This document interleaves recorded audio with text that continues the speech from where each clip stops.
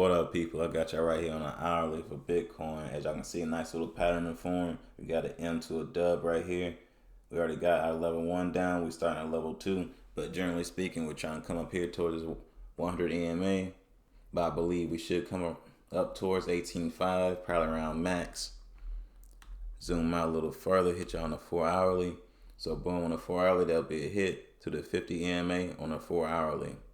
But like I said, we could come around 18.5 just because this green candlestick right here. It's a possibility. So anywhere between this range, but I believe they may actually try to fool everybody else and try to go higher because they want you to think that we already bottom out. As y'all can see, this appears to be a triple bottom. It's not a triple bottom because they're all uneven. It's not the real support level anywhere. But anyways, so we could come up to 18.5, get a rejection, but then we're definitely going down to $10,000 after that. Hit y'all on the daily. Boom. Also, there'll be a hit to the 20 EMA on the daily chart. But also at 18.5, guess what else? Can you see this back here? Remember that was my danger zone? We just broke straight through it like I said they would. But look, it closed around 18.5. And the other candlestick started around 18.5. So it could be a recovery of this candlestick with a nice spike up, and then it's going to spike down. And that's on the daily chart. Hit y'all on the weekly. Like I said before, we should continuously drop. Like I see this, I've been seeing my content all the way down to $10,000. Let me take the drones off real fast. This was the most important part. One hit to the 20 EMA, 2, 3, and it's below the 100 EMA and below the 50.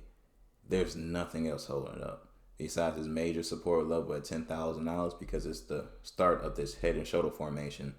And generally speaking, it has to stop where it started in any head and shoulder formation, no matter how large it is. But anyways, like I say, $10,000, right? We should get a rebound of 14,000. We see the green line, go back here. You see this resistance. That's how you know that's our next resistance level because it's trying to break through it. And you can see this candlestick right here. You see the close of this, close of that. You know, that's the general range right there. And that's why I expect we should get jump up from 10,000 and get a rejection at 14,000 and make our final drop to 5,500, which would be a recovery of all these candlesticks right here from our last move up. But after we go down here, we have to close above $10,000, which is a red line in any monthly candle. Like every monthly candle has to be above $10,000 because it will invalidate this large M to the W pattern. And that's the first level right here where we're at right now. Because you see what Bitcoin did right here? This is how Bitcoin pattern usually always goes. Even on smaller time frames, they make the right leg of the W extremely large. Well, the wick is usually larger than the actual body of the candlestick. So I believe once we get down here too, that's what's going to happen. And like I mentioned, around $10,000, it can still just fall off the table and not even rebound to 14,000. And I'm just being honest. It can do all that in one move because $10,000 is so fragile. Also, that's what I mean. Like, it could get super drops real fast, man. So these are all the levels you really need to look for. Because once these things start breaking, they're going to start flying. So, you know, you got that 14,000 level, 10,000.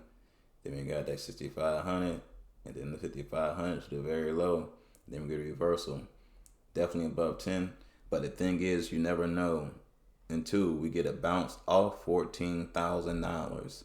Then that will be the confirmation of a reversal of the markets. And you won't have to worry about it crashing anymore at any point in time.